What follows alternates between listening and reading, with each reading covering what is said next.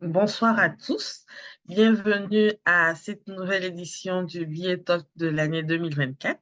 Donc, pour ceux qui nous rejoignent, les Billet Talk, ce sont des sessions d'échange avec des experts sur des thématiques pour nous permettre d'en savoir plus sur la business analyse, en savoir plus sur les contextes dans lesquels le business analyst évolue et de comprendre aussi quel est l'intérêt d'avoir un business analyst sur un projet.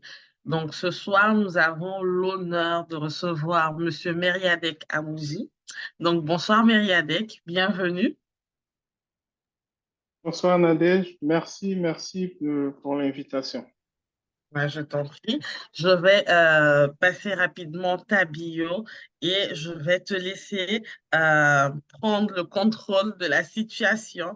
Et donc, pour les nouveaux qui nous rejoignent, c'est un talk. Donc, comment ça se passe? Meriadec va présenter justement le thème de ce jour, qui est le rôle du business analyst dans la définition de la stratégie de la transformation digitale. Et vu que c'est un talk, si l'un des slides qu'il aura présenté vous parle et que vous souhaitez en savoir plus, n'hésitez pas à lever la main et poser votre question. Vous pouvez laisser des questions dans le chat aussi et on va y répondre. C'est vraiment interactif. Ce n'est pas une session qui se fait on va dire, une session en monologue. Non, mais c'est des échanges. Du coup, n'hésitez pas à l'interrompre ou à lever la main ou à laisser des messages dans le chat. Voilà, donc je présente maintenant notre éclair. Donc, donnez-moi juste quelques minutes. Meriadec Amouzon est un expert en gouvernance des systèmes d'information et des projets informatiques. Il est diplômé d'un master en audit et contrôle de gestion du CESAC de Dakar et d'un master en management des systèmes d'information de l'IAE de Nantes. Il a débuté sa carrière en France en tant que consultant SAP chez CGI, puis Accenture. Donc, Meriadec, c'est un habitué des grosses boîtes. En 2021, il a fait le choix de rentrer en Afrique et choisit la Côte d'Ivoire où technologie, stratégie et transformation chez Deloitte. Meriadec est spécialisé dans la gestion des projets informatiques. Il est certifié PMP et Scrum Master et bientôt, pourquoi pas, une certification IIBM. Et pour ce qui est de l'organisation de Ah, ok, d'accord. Donc, c'est tout pour la bio de Meriadec. Encore, merci Meriadec d'avoir accepté notre sollicitation.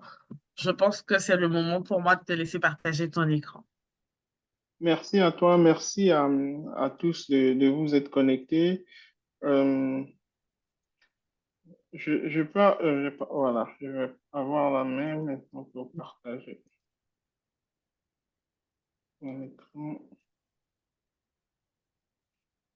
Tu me dis Nadège si c'est bon. C'est bon. Ok, super, merci. Donc, le, le, le, le thème qu'on m'a assigné, en tout cas le thème que je dois développer aujourd'hui, c'est le rôle du business analyst dans la stratégie de transformation digitale. Et comme elle disait tantôt Nadège, l'idée c'est de montrer l'importance du métier du business analyst dans le processus de définition et de pilotage de la stratégie de transformation digitale. Donc, pour ça, j'ai prévu juste quelques slides qui vont juste soutenir la réflexion, qui vont soutenir les discussions. Donc, la première slide, on va passer assez vite parce que Nadège a déjà parlé un peu de mon parcours. Je souhaiterais juste revenir sur ma première expérience chez CGI où j'ai vraiment démarré ma carrière sur un poste de business analyst. Sur la deuxième, comment je dis, la deuxième phase de cette présentation, je parlerai de la stratégie de transformation digitale, ensuite les clés du succès de la transformation digitale, le business analyst comme pierre angulaire du projet de transformation digitale et on aura quelques échanges, questions-réponses. Donc, comme je disais tantôt, bon, la présentation n'est plus à refaire.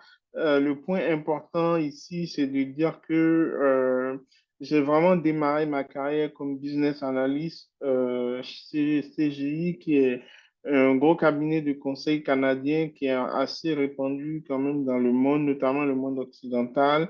Et j'ai démarré sur des projets de mise en place d'un projet qu'on appelait la déclaration sociale nominative, qui était une sorte de digitalisation, si vous voulez, de tous les processus de déclaration sociale. Donc, lorsque le système de paye finit de générer la paie, il faut ensuite déclarer aux différents organismes sociaux de protection et de santé les différentes informations concernant le salarié de façon sécurisée et confidentielle et de façon automatisée, là où ça se faisait avant en remplissant un fichier. Le projet visait à automatiser ça. Donc, le but, c'était de mettre ce projet-là en place sur SAP pour un certain nombre de grands clients en France. Et donc, c'est là que j'ai vraiment pu expérimenter le rôle de business analyst. J'ai été formé en tant que business analyst. Ensuite, quand je mets senior consultant, quand je mets manager chez Deloitte, ensuite, je tenais quand même à redire encore une fois, et sur ce point, on est d'accord avec Nadège, c'est que le consultant, c'est d'abord un business analyst.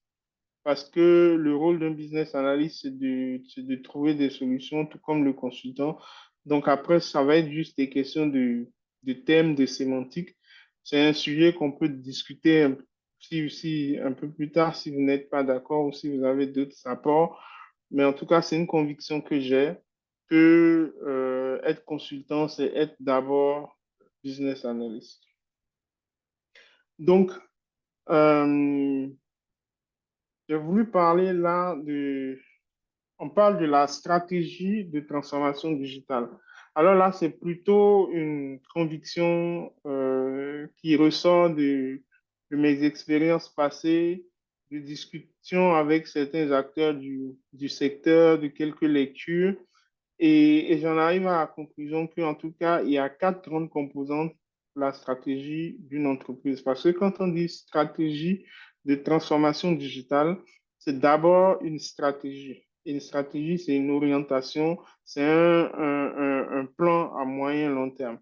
Donc, le premier postulat que je fais, que je souhaite soumettre en tout cas à votre appréciation, c'est qu'il y a quatre grandes composantes dans la stratégie d'une entreprise. Donc, on va avoir la stratégie de vie de l'entreprise. Donc, c'est celle qui, toute entreprise, comme tout organisme humain, a vocation à vivre et à survivre, hein.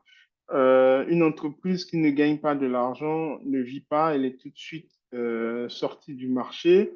Donc, le premier pilier, la première stratégie qu'un chef d'entreprise, en tout cas qu'une entreprise met en place, en tout cas pense, c'est sa stratégie de vie. C'est comment je gagne de l'argent, comment je crois finalement et comment je reste périn dans le temps. Le deuxième pilier, c'est la stratégie de management des fonctions vitales. C'est un peu le parallèle avec un être humain, hein. Comment l'entreprise fonctionne exactement comme un être humain. Il naît, il grandit et il a vocation à mourir si il ne se renouvelle pas. Donc, la stratégie de management des fonctions vitales, ça va être quoi? Ça va être la stratégie qui sous-tend les directions qui servent en fait la vie de l'entreprise. Donc, la direction des ressources humaines, par exemple, est une direction qui va servir à la vie de l'entreprise. La direction de la qualité, pareil. En tout cas, toutes les directions à des degrés d'importance différentes vont soutenir la stratégie de vie de l'entreprise. Le quatrième pilier, c'est la stratégie de réponse aux sollicitations de l'environnement. L'entreprise n'est pas dans un environnement isolé, l'entreprise est vraiment dans un environnement concurrentiel, dans un environnement économique, et il réagit à cet environnement-là. L'environnement va lui donner des coups, il va falloir qu'il réagisse. L'environnement va bouger et l'entreprise va devoir anticiper le sens des choses pour pouvoir s'adapter. Et dans l'environnement, on a aussi les clients. L'environnement va solliciter l'entreprise. Donc, si l'entreprise n'est pas en mesure d'écouter les sollicitations de son environnement, et il en va de soi que sa stratégie de vie va être atteinte. Donc, quand on parle de stratégie d'entreprise, il y a ce troisième volet qui est très important, c'est comment l'entreprise réagit à son environnement. Et le quatrième pilier, c'est la stratégie d'optimisation des ressources. Et là, c'est un pilier aussi très important parce qu'une fois que l'entreprise sait qu'elle vit, qu'elle est pérenne, et que ses fonctions vitales sont assurées, qu'elle a une stratégie, elle a une stratégie R, elle sait comment elle pilote ses RH, elle sait comment elle pilote ses fonctions, ses finances, elle sait comment elle pilote sa production. Et dans le même temps, elle sait comment elle réagit aux clients, comment elle réagit aux modifications de l'environnement par des modifications légales de l'environnement, ainsi de suite. Elle va, une fois qu'elle est assise, chercher à optimiser maintenant, à faire de l'optimisation de sa vie, de sorte à se faciliter la tâche, à réduire les ressources pour être encore plus pérenne. Donc, si on est d'accord que quand on parle de stratégie, on voit vraiment ces quatre volets de l'entreprise, alors la stratégie de transformation digitale, c'est quoi?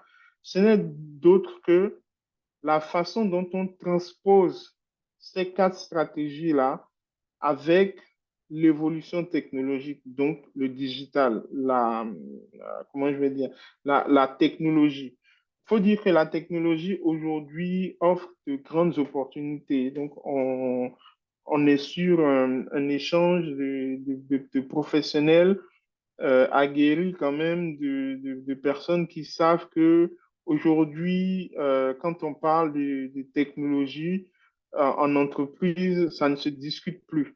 L'exemple palpable, c'est dans les années 80, pour ceux qui connaissent un peu la comptabilité, le grand livre, il se faisait encore à la main.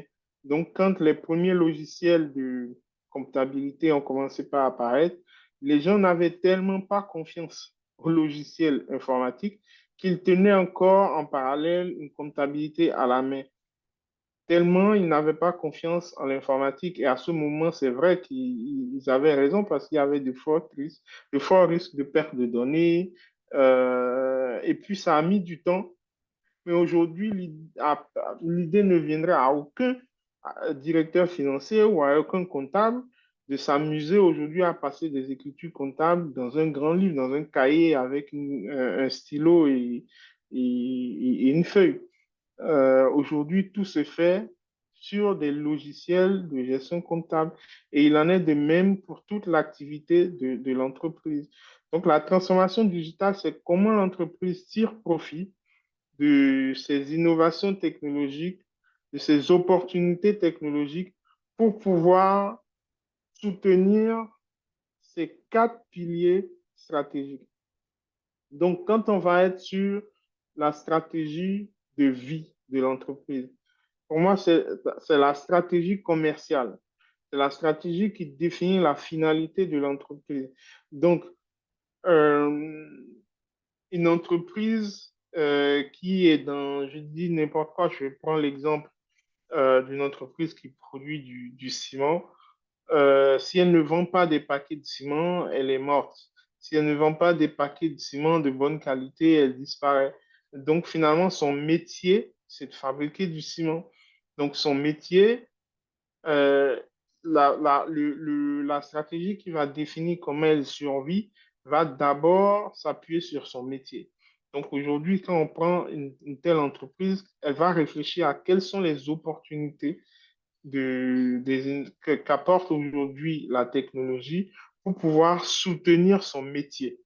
Donc, c'est là que on parle de transposition fonctionnelle, besoin, métier, et vous verrez plus tard, je pense que ça va sauter facilement aux yeux, le, l'apport du business analyst, mais on n'y est pas encore, mais c'est une réflexion que que je soumets quand même hein, à votre appréciation. Donc, euh, Je disais tantôt que sur la stratégie de vie, il s'agit vraiment de recueillir les besoins du métier et de voir comment la technologie, les opportunités technologiques permettent de soutenir ces besoins métiers, permettent de soutenir la stratégie commerciale et donc la finalité de l'entreprise, qui est son métier. Le deuxième volet, on avait dit tantôt, c'était c'était la stratégie de management des fonctions vitales. Donc, quand on dit management des fonctions vitales, on avait dit tout à l'heure que c'est les départements, les directions, les sous-directions de l'entreprise qui vont vraiment venir par leur appui, par la façon dont elles sont structurées, venir contribuer à la stratégie globale de l'entreprise. Donc, il faut à ce niveau-là voir comment le digital, comment les opportunités de transformation digitale aident l'organisation à se structurer. Donc, on va parler de réingénierie organisationnelle, c'est là qu'on va parler d'optimisation de processus, de réingénierie de processus, de comment on réorganise l'entreprise pour faire comment on appelle, du lean management, donc réduire le gaspillage, comment on structure, comment en tout cas l'informatique aide à structurer les différents métiers. Le troisième pilier, c'est les usages et la satisfaction des clients. Donc là, c'est un volet aussi très, très important de la transformation digitale, mais malheureusement, c'est ce que les gens voient.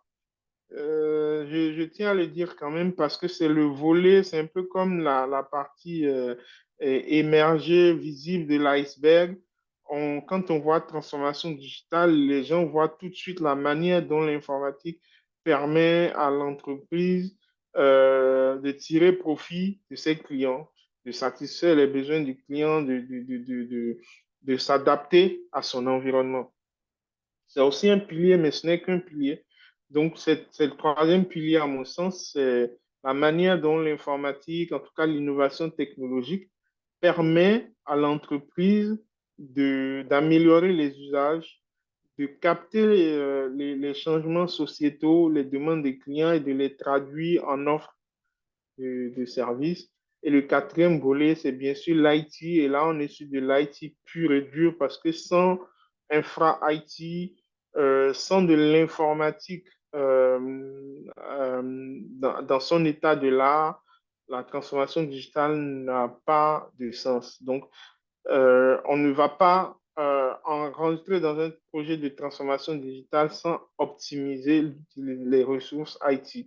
Quand je dis optimiser les ressources IT, je donne l'exemple, par exemple, du choix de soit faire héberger les solutions informatiques dans des serveurs dont l'entreprise est propriétaire, on va appeler, c'est un mode de gestion on-premise, ou de les faire héberger chez un hébergeur distant qu'on va appeler le cloud.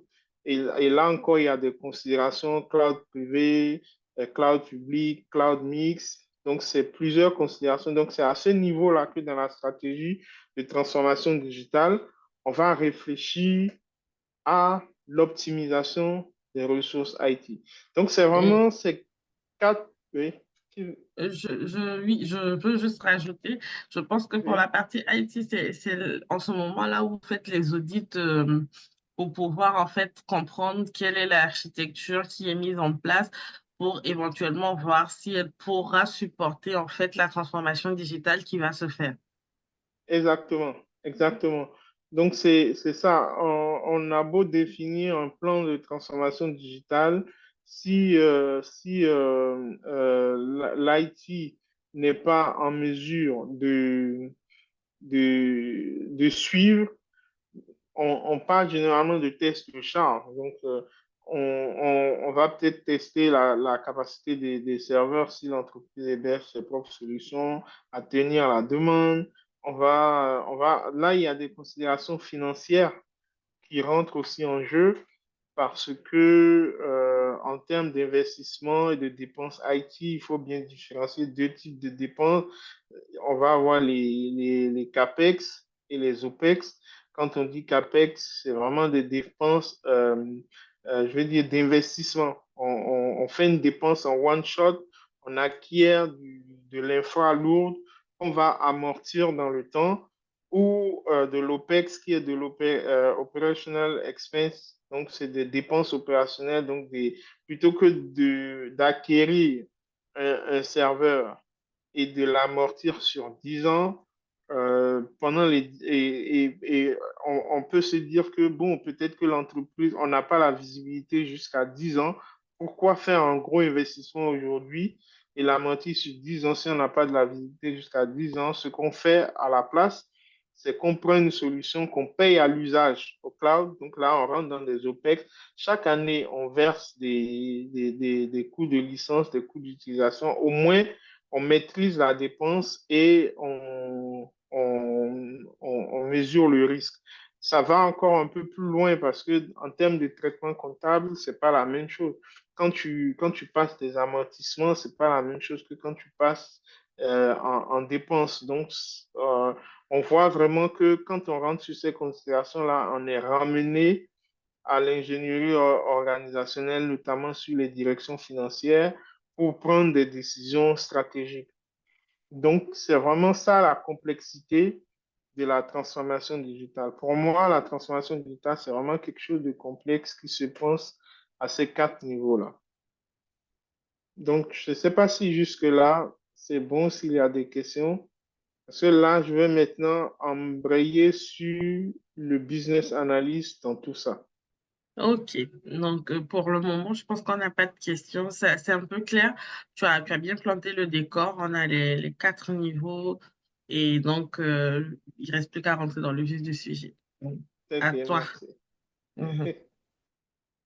Donc, euh, Donc, au vu de la compréhension commune de la stratégie de transformation digitale, quelle est selon vous la clé du succès d'une stratégie de transformation digitale?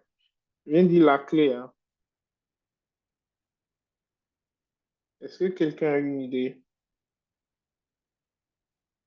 Jean-Philippe, tu veux t'essayer? Il y a Sénat aussi qui est connecté. Bonsoir Sénat. Herman. Oui, Apparemment. bonsoir. Sauf que là, je suis un peu dans la circulation, là, je vous prends tout à l'heure. OK. Il y a Jean-Philippe qui a levé la main. Jean-Philippe, vas-y. Si j'ai bien compris, c'est la clé, c'est ça? C'est Ou ça, c'est plutôt la clé. C'est vrai qu'elle englobe beaucoup de choses, mais c'est la clé. d'accord. Bon, ouais. D'accord. Je pense que c'est l'humain.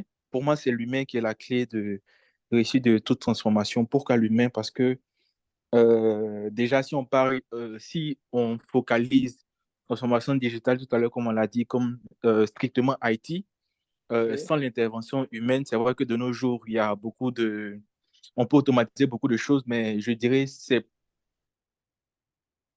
pour l'humain et par l'humain qu'on Mhm. le fait. Donc, pour moi, c'est l'humain qui est la clé de la réussite. OK. Merci beaucoup. Est-ce qu'il y a quelqu'un qui a une autre contribution?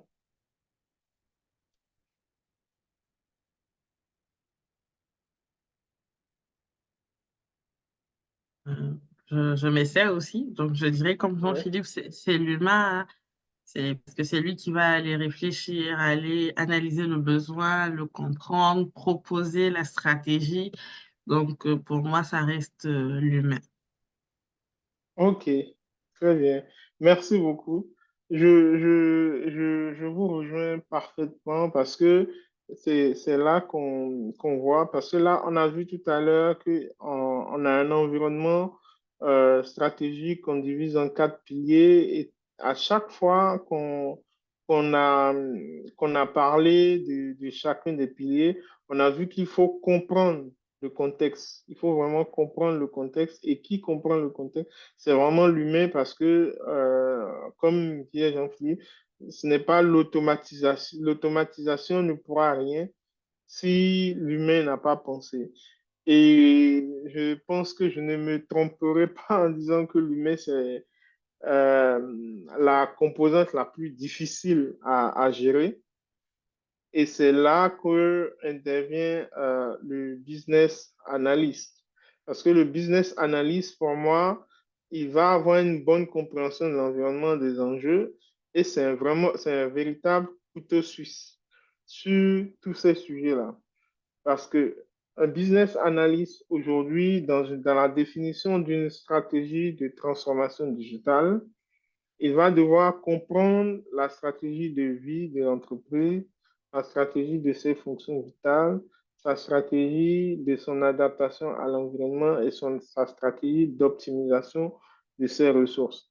Donc, aujourd'hui, si je prends le cas du premier projet où j'ai été business analyst, c'était un projet de transformation digitale RH dans la mesure où le but de, euh, le but de l'État français à ce moment-là, c'était d'emmener toutes les entreprises à déclarer, à envoyer leur déclaration sociale sous un format unique à un seul endroit, de sorte à ce que ce système, l'endroit où les systèmes de paye vont déposer ce fichier-là, cet endroit-là dispatchera ensuite les informations aux différents organismes sociaux. Donc, ça signifie quoi? Ça signifie il y a eu un cahier de charges qui a été, euh, qui a été publié, un cahier de charges public. Et donc, quand on dit cahier de charges, je pense que ça parle aussi à un certain nombre de personnes ici qui rédigent un cahier de charges. C'est le business analyst. Et pour rédiger le cahier de charges, il faut comprendre, encore une fois, le besoin du métier. Et là, dans le cas d'espèces, le besoin, c'est vraiment de transmettre des documents, des déclarations sous un format unique. Quand le cahier de charges est publié, l'entreprise, je dis n'importe quoi, la personne qui est Head of HR, quoi, chez EDF, n'a pas la même compréhension que la personne qui est Head of HR chez Heineken. Parce qu'il va y avoir des subtilités à la fois, comment on appelle, des subtilités légales, des subtilités liées à la nature de l'activité, des subtilités liées aussi au régime du salarié. Je parle un peu de cette expérience que j'ai pour montrer un peu la complexité et la manière dont l'humain complexifie encore plus les choses. Parce qu'on se retrouve à des réunions en tant que business analyst à devoir concilier les points de vue et à devoir trouver la solution. Donc, c'est pour ça que je parle de couteau suisse. Une fois que tu as réussi ce travail-là, d'avoir une compréhension assez claire du besoin, tu as réussi à traduire cette compréhension du besoin dans un cahier de charges, il faut ensuite maintenant que tu t'assures que la solution qui est proposée puisse répondre exactement aux besoins.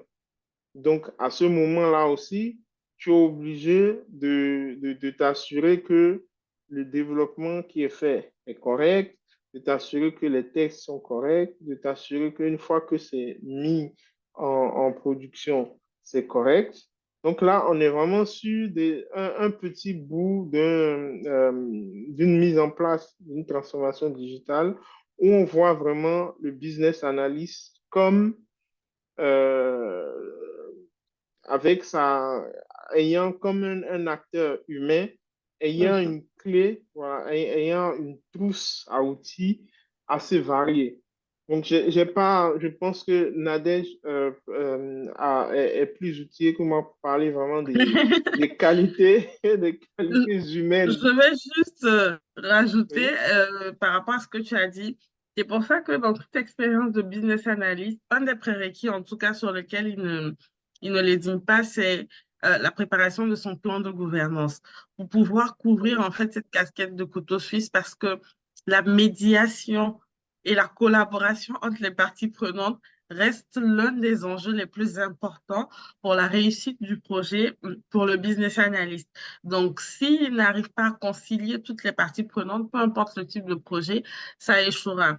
Et d'autant plus que la transformation digitale, comme tu l'as dit, fait intervenir plusieurs parties prenantes. Faudra s'assurer que tout le monde a la bonne compréhension et ça demande des temps de travail énormes et surtout on va dire une bonne capacité d'analyse pour pouvoir adapter les techniques en fonction du type d'interlocuteur que tu as en face de toi.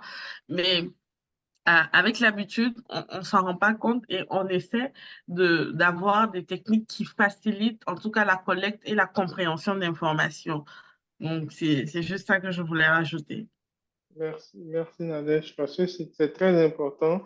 On était d'accord tout à l'heure que c'est l'humain, la dimension humaine qui est vraiment la chose la plus importante pour réussir son projet de transformation digitale.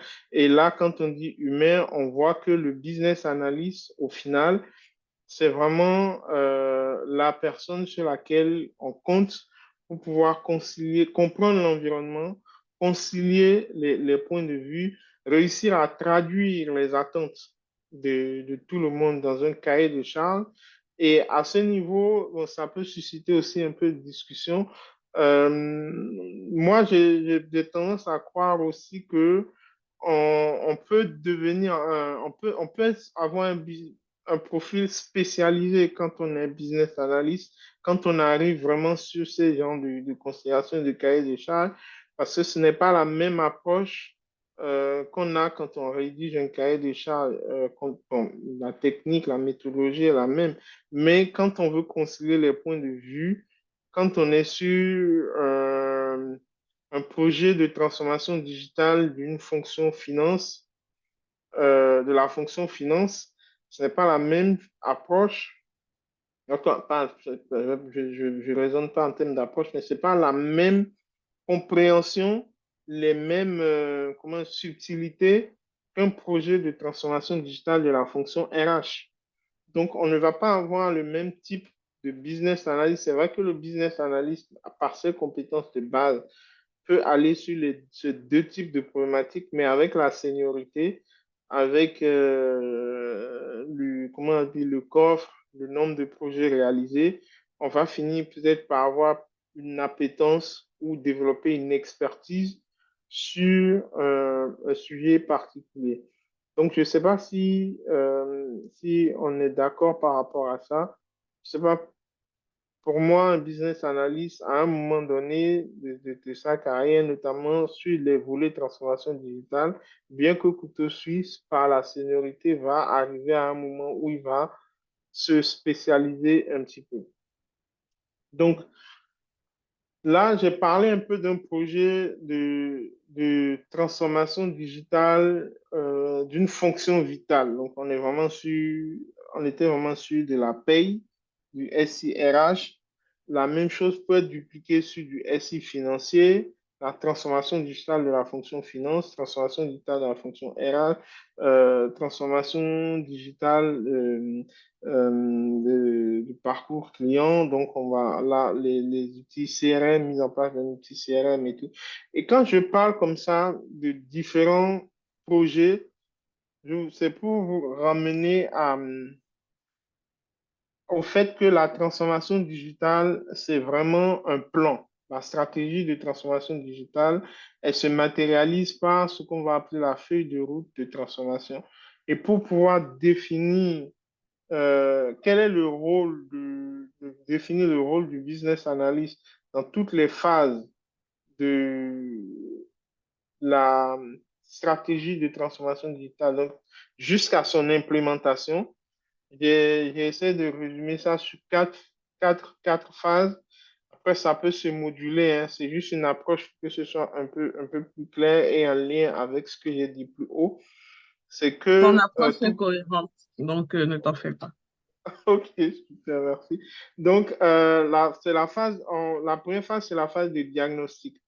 Donc, le business analyst quand il est sur un projet de transformation digitale, tout projet de transformation digitale commence par un diagnostic de l'existant. Il faut savoir où, quand on dit que, voilà, faut savoir où on est pour savoir où on va. Donc, faut avoir conscience de ses forces et de ses faiblesses pour pouvoir identifier les lacunes à combler ou les forces à, comment je vais dire, encore plus renforcer. Donc, c'est plusieurs techniques, hein, notamment, encore une fois, l'une des techniques phares du business analyst, c'est les entretiens. Les entretiens de recueil de besoins. Donc, c'est vraiment du recueil de besoins, discuter avec les parties prenantes, comprendre leurs besoins, comprendre leur processus, comprendre quelles sont leurs difficultés au quotidien. Et par expérience, on revient encore sur l'humain encore une fois. Quand tu es sur une mission en tant que business analyst de transformation digitale et que tu mènes des entretiens, euh, tu dois humainement prendre en compte que le fait de pouvoir rassurer tes interlocuteurs que les entretiens qui sont menés sont totalement confidentiels. Parce que tu vas être amené, tu es là vraiment pour comprendre l'environnement. Parce que si les gens te mentent, tu vas développer, en tout cas, tu vas proposer une stratégie. Vous allez arriver à définir une stratégie qui n'est pas du tout cohérente avec l'environnement réel. Par exemple, moi, je sais que lors de toujours ce premier projet-là de la déclaration sociale nominative, lors des entretiens avec les agents de saisie de paye, donc là, on est vraiment sur le premier niveau du SIRH, bon, du SI de paye, c'est ceux qui saisissent les données de paye. Donc, eux, ils peuvent avoir des techniques de raccourci sur SAP. Donc, en fait, ils vont pas, si tu ne les rassures pas, si tu ne les mets pas en confiance, ils vont pas te dire que, ah bon, pour contourner le système me bloque comme ça et moi j'ai trouvé une façon de contourner, donc je contourne en faisant telle transaction et puis il sait que cette transaction c'est du vécu, hein. Il sait que cette transaction qu'il fait sur SAP pour contourner un peu les limites qu'on a mis, c'est pas forcément du clean, mais il ne comprend pas derrière que le fait qu'il fasse cette transaction-là, il y a une rubrique de paye particulière qui ne remonte pas dans le fichier de la déclaration sociale nominative. Donc, tu te retrouves face à quelqu'un qui ne va pas te dire ce qu'il fait.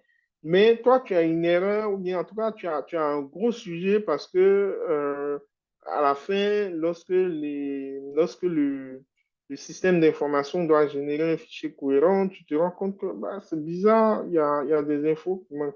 Donc, comment Du tu coup, débloques ça? C'est de l'humain, oui? donc, juste pour compléter hein, ce que tu viens de dire, je dirais que l'une des qualités aussi qu'on doit avoir dans ce contexte-là, c'est de l'empathie. Parce qu'en toute chose, vu que nous sommes des humains, nous sommes faits d'émotions, c'est de ne pas aller au clash, de ne pas aller à la confrontation, mais de pouvoir en fait s'approprier le contexte de la personne et de pouvoir lui dire complètement qu'on le comprend. Mais l'objet de votre présence, justement, d'aider à faire mieux pour créer en fait cet environnement de confiance pour que la personne puisse expliquer en fait son processus, sa manière de travailler. Et là, en ce moment, ça nous permet, nous, les business analysts, de collecter la bonne information avec la bonne personne. Exactement. Donc, il faut être très important de collecter la bonne information pour pouvoir faire les bonnes analyses derrière. Et on dit business analyst, donc une fois qu'on a les informations, on les analyse. Donc, bien entendu, là, il va y avoir des modèles. Donc, j'ai parlé là de la maturité du système d'information ou encore la maturité digitale. Il y a plusieurs méthodes hein, d'analyse de maturité digitale. Il va y avoir une méthode sur l'axe people, l'axe business, l'axe IT. Donc, quand on dit ça, c'est quel est le. Il y a un certain nombre de. C'est des frameworks hein, bon, qu'on peut, qui sont déroulés par le business analyst slash consultant, parce que tantôt on disait que un consultant, c'est d'abord aussi un business analyst. Donc, dérouler un ensemble de questions, de capter un certain nombre d'informations pour apprécier la maturité digitale. Ça, c'est aussi le rôle du business analyst. Il va pouvoir dire, bon, aujourd'hui, voici le niveau de maturité digitale qu'on a. Donc, la stratégie par rapport à tout ce que j'ai entendu et analysé serait d'aller vers tel niveau de transformation digitale. Donc, comment on y va? On va maintenant concevoir la, la stratégie. Donc, la conception, parler d'alignement stratégique. Donc, pareil, encore une fois, il faut aligner les propositions, c'est-à-dire la target, la cible. Il faut qu'elle soit alignée à la stratégie de vie de l'entreprise. Donc, on a bien vu, on se rappelle tout à l'heure que le premier pilier sur les quatre, c'est la stratégie de vie.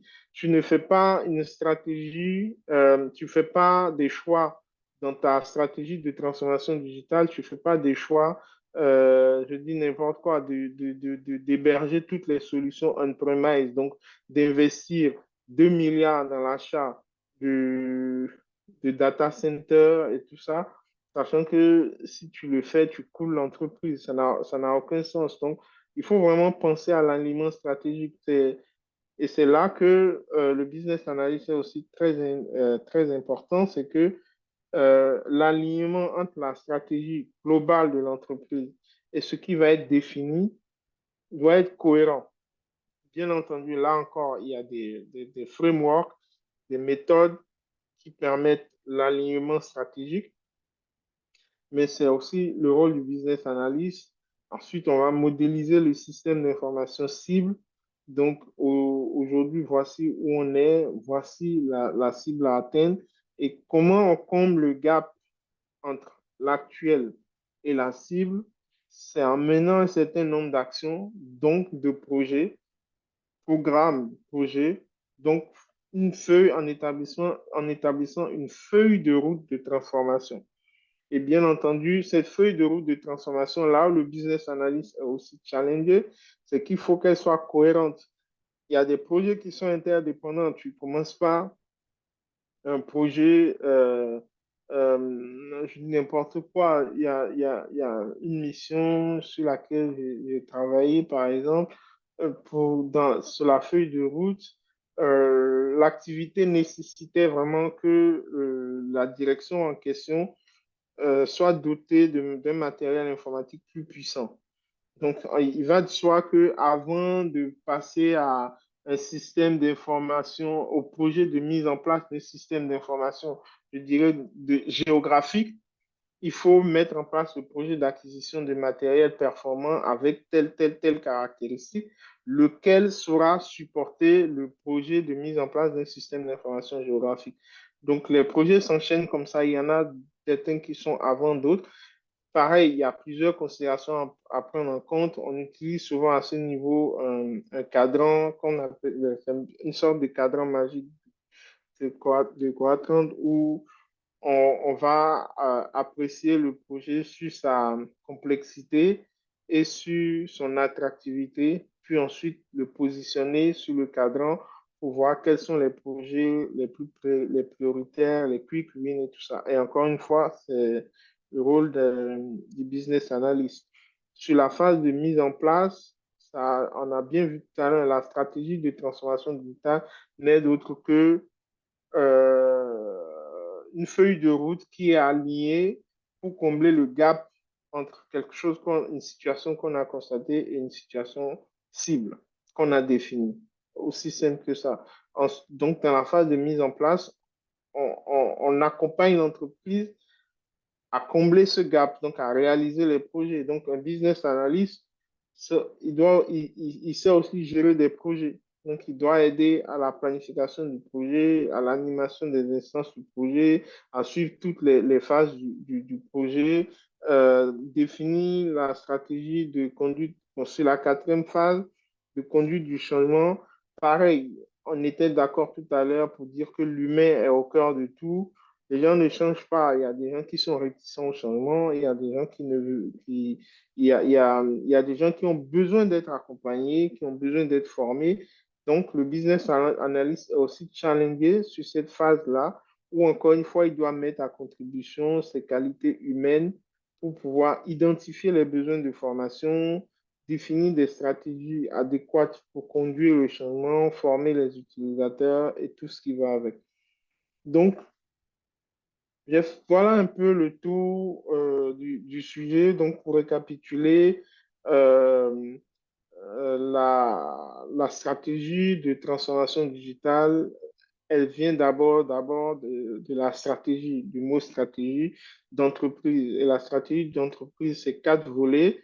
Et chacun de ces quatre, et la transformation digitale n'est d'autre que la façon dont la technologie vient soutenir ces quatre volets-là de la stratégie d'une entreprise.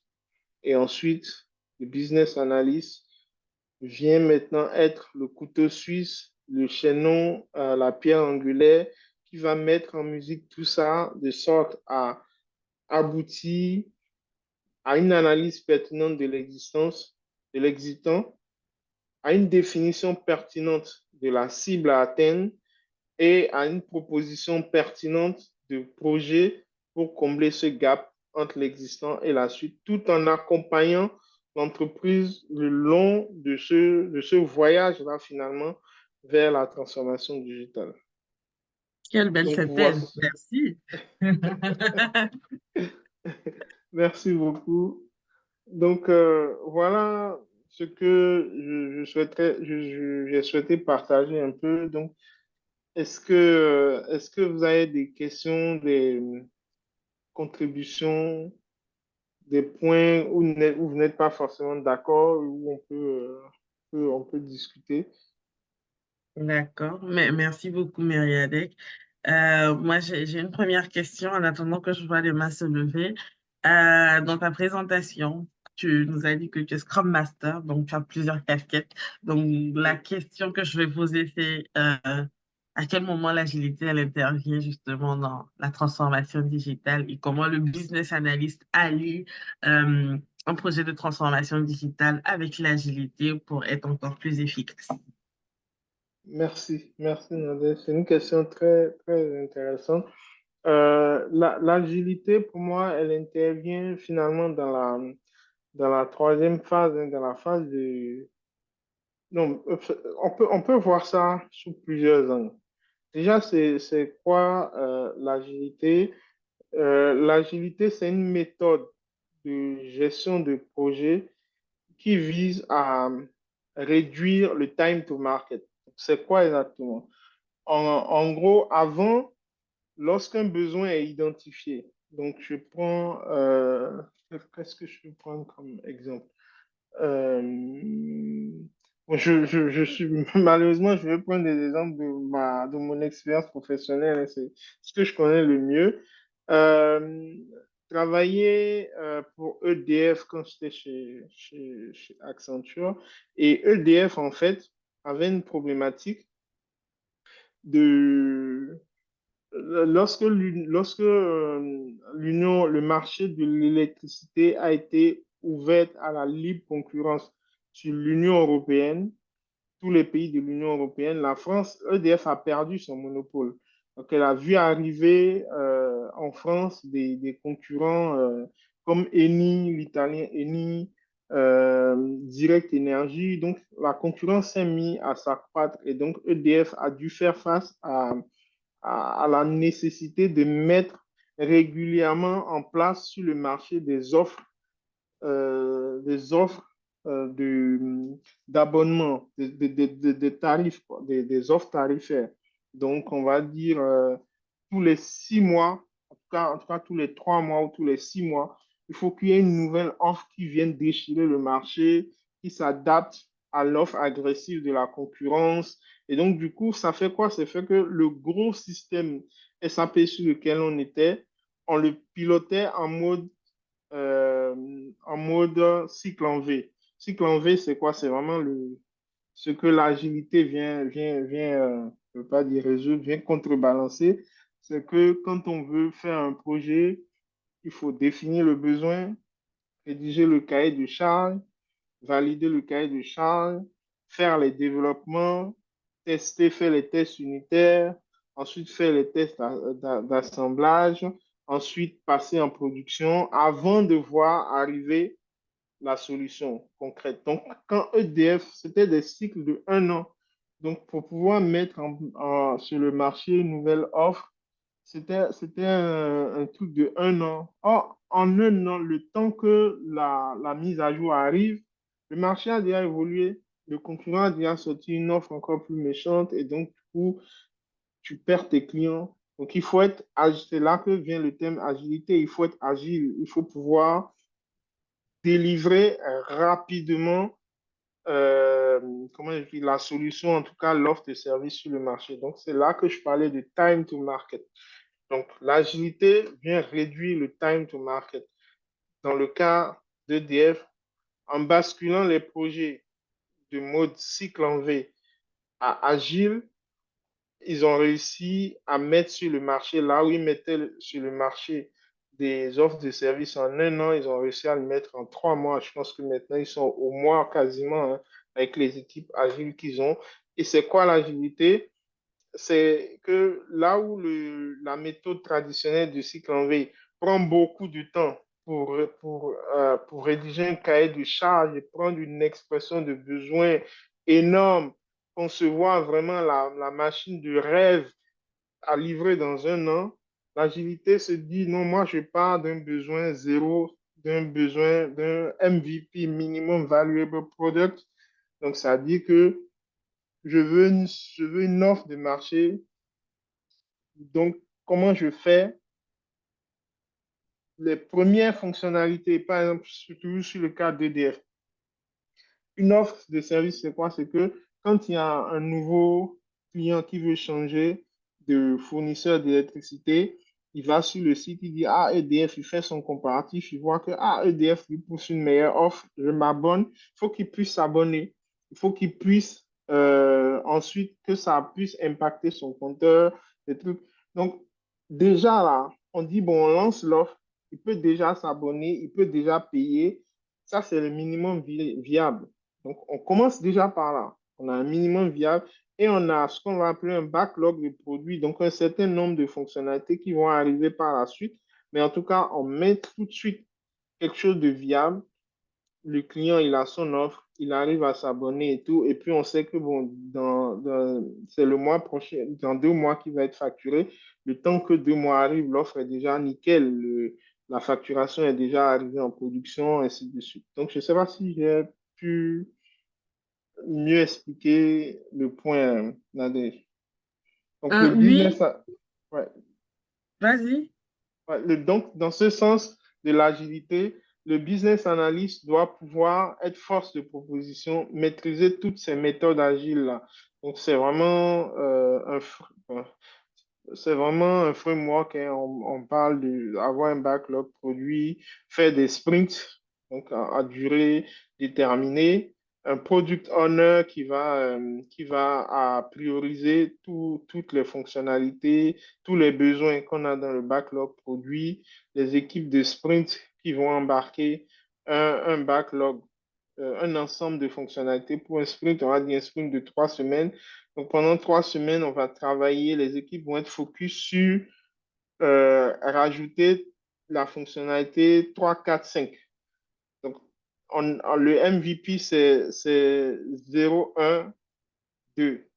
Donc, 0, 1, 2, c'est le premier sprint. 0, c'est le minimum viable. On a livré ça. Le client, il peut déjà souscrire, il peut bénéficier de son offre. Mais bon, dans le sprint de 3 semaines suivantes, on va rajouter les fonctionnalités. Il va être facturé, il va pouvoir consulter sa consommation d'énergie, il va pouvoir résilier, ainsi de suite. Donc, au fur et à mesure, par itération, on va rajouter comme ça de nouvelles fonctionnalités jusqu'à arriver au produit de rêve. Et le business analyst qui est formé à ces méthodes-là est beaucoup plus percutant, est force de proposition quand les problématiques sont des problématiques de réduction de time to market. Merci, Myriadec. Je pense que tu as fait le tour et je dirais que ce qui est intéressant aussi avec l'agilité, c'est que le business analyst va développer cette capacité à s'adapter parce que dans la collecte des besoins, il y avait la compréhension initiale qui a permis de faire la livraison du premier sprint, du premier élément, si je ne me trompe pas. Et ensuite, lorsque on fait la présentation au client et que le client te dit, ah, mais finalement, est-ce qu'on peut ajouter ça ou ça? C'est au business analyst de pouvoir comprendre le besoin assez rapidement et l'adapter de telle sorte que il va retourner vers ses équipes qui sont chargées de l'implémentation, de leur expliquer le besoin et de pouvoir dans quelle mesure c'est possible de le faire, soit ou reprioriser le besoin du client en fonction de la feuille de route que tu avais mentionnée tout à l'heure, pour voir Exactement. si le besoin il passe en priorité ou il va passer peut-être en après les priorités qui avaient été déjà énoncées dans la feuille de route. Exactement. Exactement.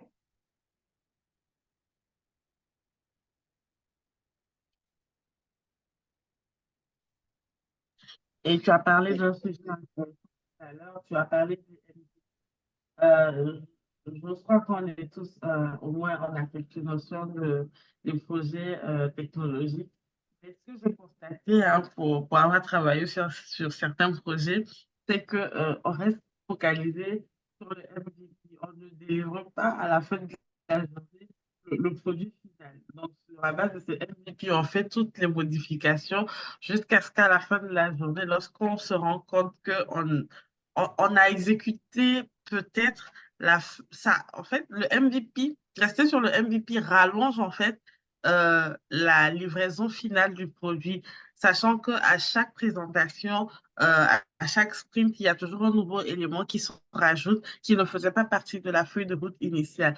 Du coup, comment gérer en fait, comment le business analyst il fait pour gérer cette feuille de route-là qui à chaque fois a des plus ou des moins à chaque sprint. J'ai perdu un peu, donc j'ai Je perdu le reprends. début, ça faisait. Ok, OK. oui.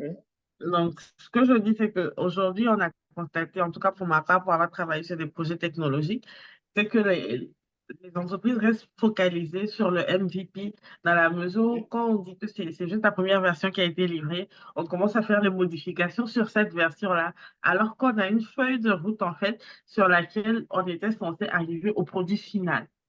Mm. Mais au fur et à mesure que le projet il évolue, on rajoute, et à la fin de la journée, on reste sur le MVP avec des modifications. Donc, quand on dit que le projet s'arrête, on a plus une structure de MVP, plus beaucoup de modifications qu'une feuille de route qui a été exécutée à la ligne. Je ne sais pas si ça a C'est- été le même constat pour toi aussi. Non, non, justement, c'est le gros sujet de l'agilité. Pour moi, hein, bon, on est sur un quorum, ça n'engage que moi. Moi, je pense que l'agilité, elle est aussi culturelle, hein. Elle est culturelle parce que elle demande quelque part une organisation assez, comment je vais dire, faut de la volonté. Ce qui explique la situation que tu décris, c'est juste que les différentes cérémonies agiles ne sont pas suivies. La méthode même n'est pas suivie en elle-même parce que si un MVP existe, le produit minimum viable est mis sur place, c'est qui est, en tant que business analyst, c'est sûr que tu dois pousser pour que la méthode soit suivie, mais il faut identifier la personne qui ne suit pas le process et qui ne fait que faire des modifications sur le MVP. Parce que le garant du produit, c'est le product owner.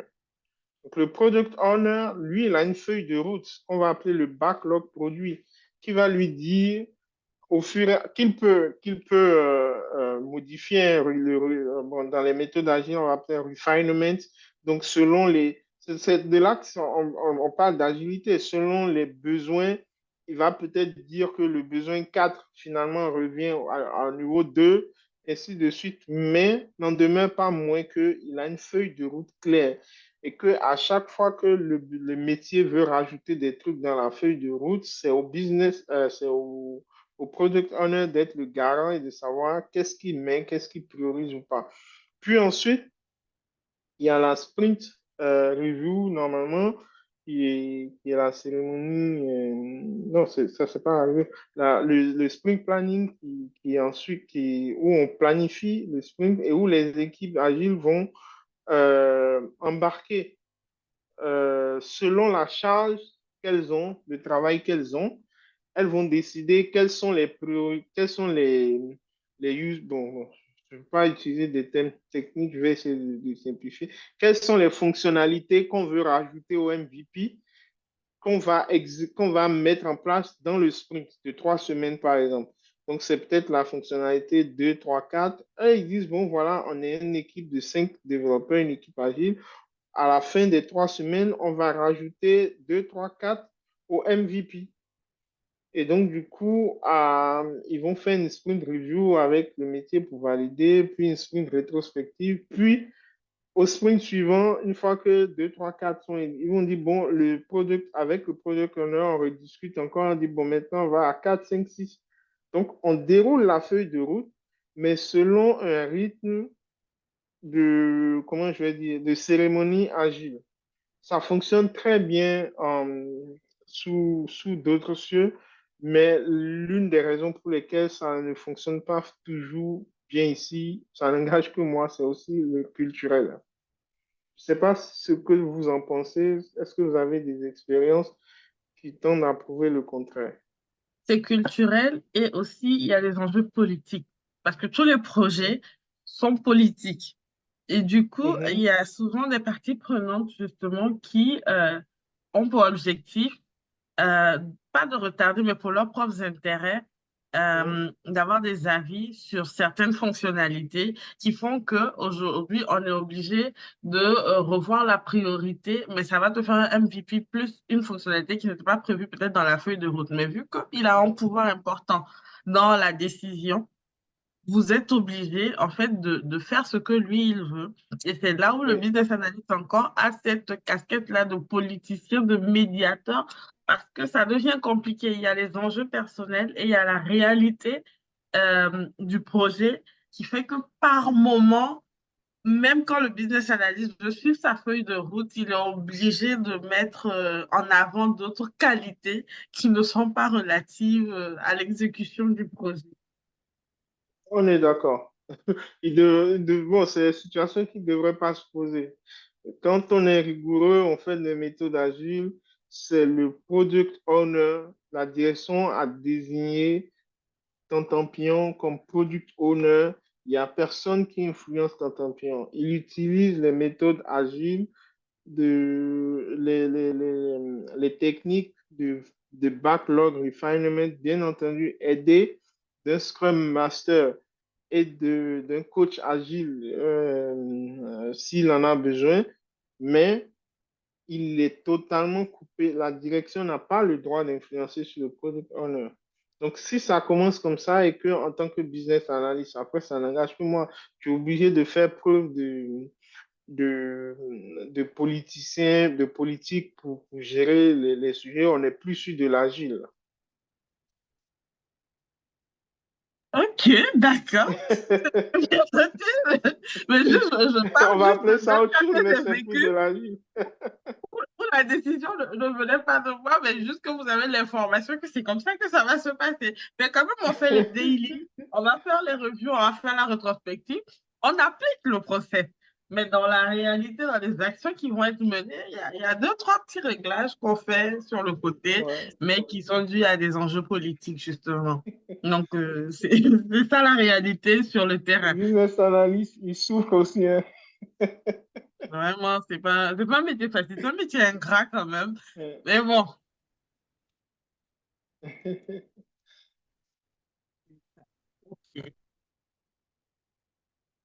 Est-ce qu'il y a des questions dans le chat? Est-ce que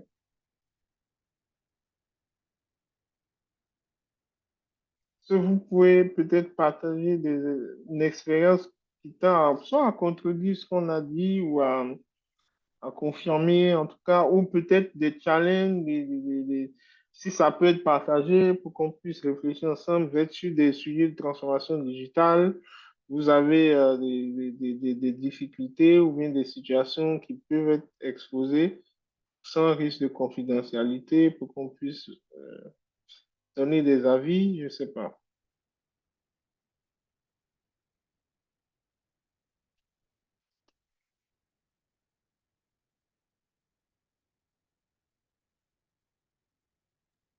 Apparemment, ils sont très timides ce soir.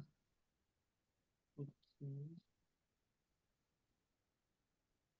Il y a Monsieur Senami, tu es là, si ça te dit de nous partager une expérience.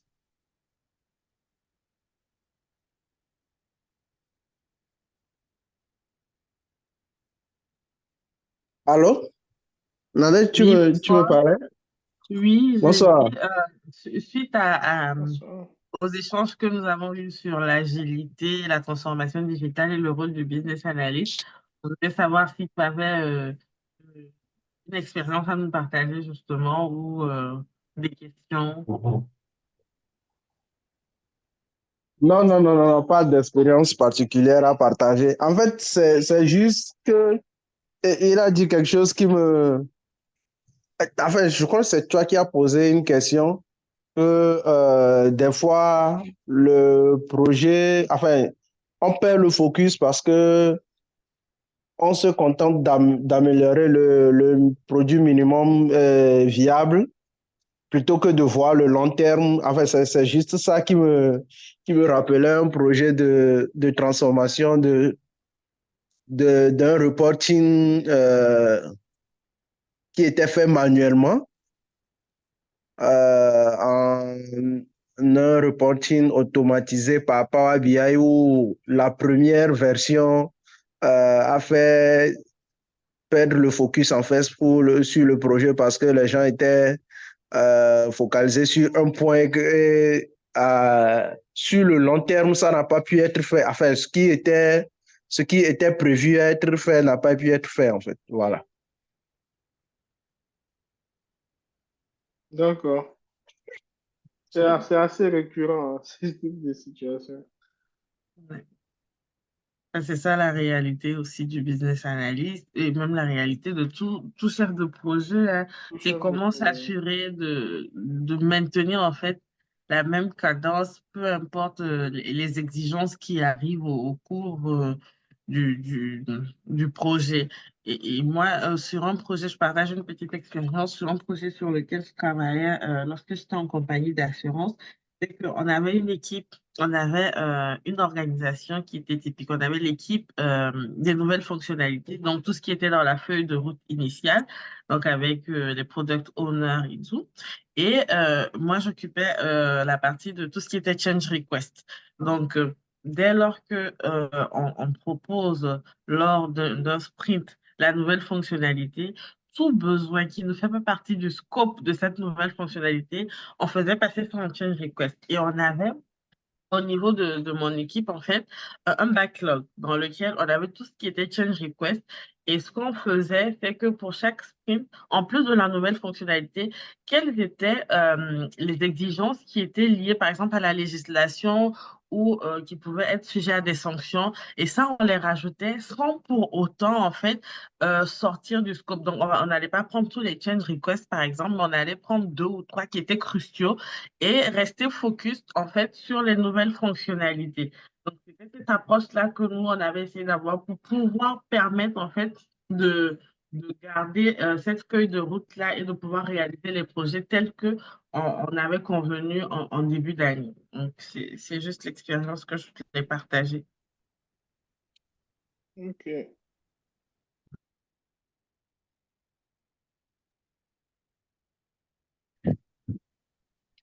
Et je peux poser une question? Oui, allez-y. Oui, allez-y.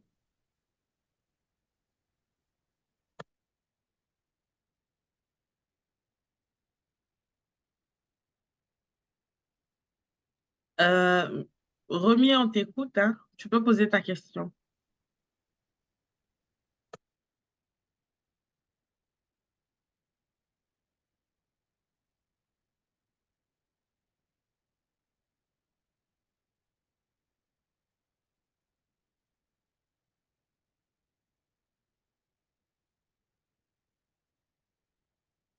Allô? Allô, je pense qu'on l'a perdu. Euh,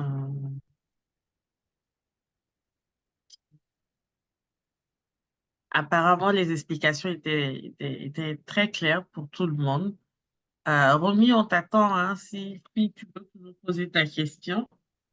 Oui, je crois que vous avez muette mon micro en fait. Ah, d'accord. Là, c'est bon, on vous a entendu, hein. Je ne sais pas si. Mais là, nous, on t'entend, hein. Là, c'est bon, votre micro est ouvert. Ouais.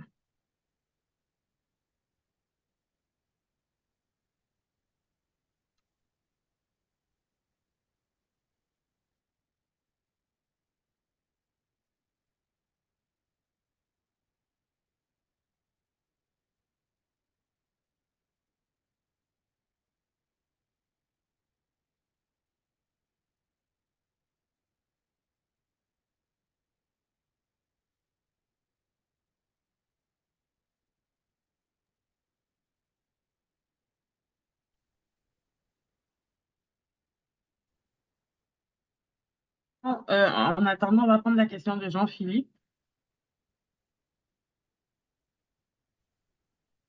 Yes, merci Nadège. Déjà, merci à Myriadette pour la clarté de sa présentation. Je pense que c'est pour une raison pour laquelle on n'a pas trop de questions. Moi, ce que je voulais demander, en tout cas sur le marché local, je pense que les business analysts sont pas très reconnus. Je parle pas de valeur, mais je parle plus en termes enfin, je parle pas de leurs compétences, mais je parle plus en termes de valeur ajoutée, de ce qu'ils peuvent apporter sur tel ou tel projet. Et du coup, pour toi qui es dans le métier de consultant depuis un moment sur le marché local, quelle est, je dirais, l'appréciation ou d'une manière générale, si je peux dire, la place du business analyst dans le marché local. Euh, Quelle est la valeur ajoutée ou du moins les comment je peux dire ce sur quoi les business analysts devaient peut-être mieux travailler ou qu'ils ont comme compétences pour pouvoir mieux éclore sur le marché local. D'accord. Merci beaucoup pour ta question et aussi pour ton appréciation, hein, par rapport à la présentation. Euh, je vais parler sous contrôle de Nadège, mais qui va compléter peut-être à ma suite. Déjà, pour moi, le, le business analyst, euh, le terme même business analyst, c'est pour ça que j'ai commencé ma présentation en disant que ma carrière, je l'ai démarré en tant que business analyst parce que c'était vraiment l'intitulé, hein, de mon poste parce que la boîte pour laquelle je travaillais était canadienne. Donc, en fait, le business analyst n'est d'autre que ce professionnel-là qui résout comment dire, les problèmes en entreprise. Donc, j'ai dit aussi que un consultant, à la base, c'est un business analyst. Donc, sur le marché local, je pense que avec l'IIBA, la profession ambitionne en tout cas de se faire connaître de plus en plus. Je pense que dans un premier temps, c'est pour ça que je dis que je passe sous le couvert de Nadège, c'est de réussir, le premier milestone, ça va être de réussir à faire reconnaître à certaines personnes qu'elles sont business analysts, parce qu'il y a beaucoup de business analysts sur le marché, mais qui travaillent et qui ne savent pas quels sont en fait business analysts. Donc ça, c'est un premier point.